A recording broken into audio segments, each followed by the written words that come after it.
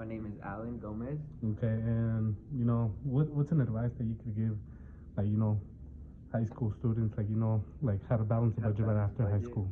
Well, the way I balance my budget for my money is using a rule called the 50-30-20 method. 50-30-20 method is pretty much 50% of your income needs. So you spend like on housing. Of course, you're young, you're probably not gonna have a house. Groceries, any um, like what is it? Anything you need. Another the 30% is for, I guess, a little bit to yourself, kind of like dining out, going out to eat, stuff like that. And then 20% is savings, so that's for your savings in case any emergency happens or you have any emergency that you need.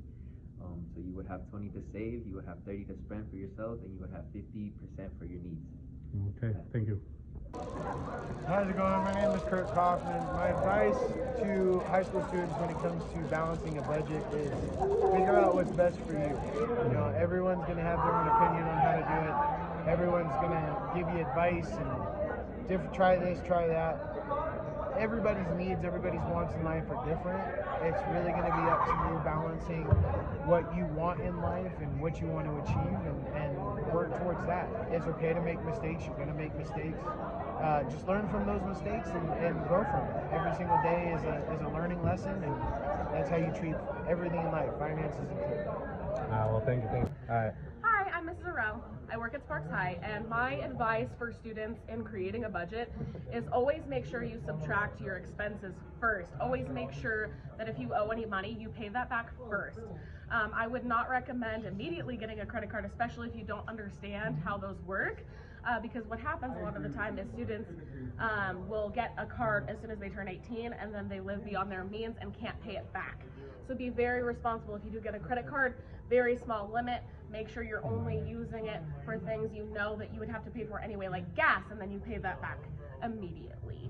And then anything that's left over after bills, that's your fun money. And then save. I'm not that good at that one, but you should save.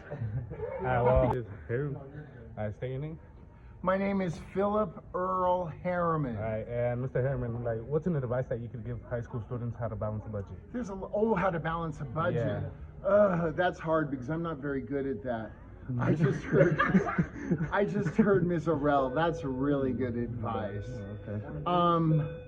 I would say try to shop around. If you buy a steady item like coffee, or I buy a lot of bubbly soda, and so at one store